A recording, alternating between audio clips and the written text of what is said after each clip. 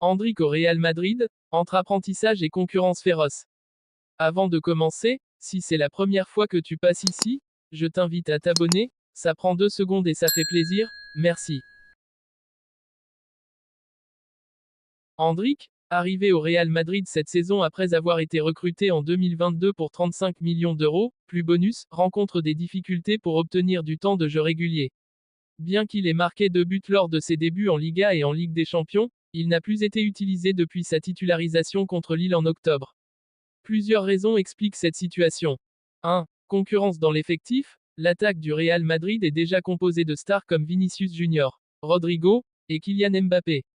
Endrick est considéré comme un remplaçant de Joselu, mais son profil de jeune talent en développement ne le place pas encore comme un choix prioritaire pour Carlo Ancelotti.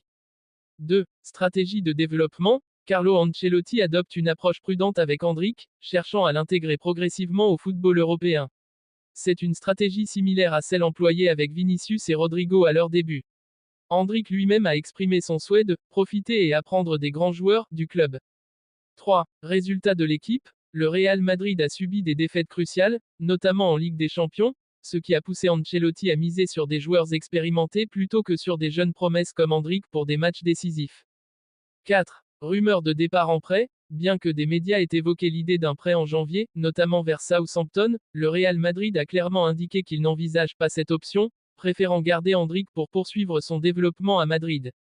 Perspective. Endrick a un plan clair pour sa carrière, il souhaite s'imposer au Real Madrid à long terme, à l'image de ses compatriotes Vinicius et Rodrigo. Cependant, s'il n'obtient pas davantage de temps de jeu d'ici la fin de saison, il pourrait envisager un départ temporaire pour gagner en expérience. L'objectif reste également de continuer à être appelé en sélection brésilienne, avec la Coupe du Monde 2026 en ligne de mire.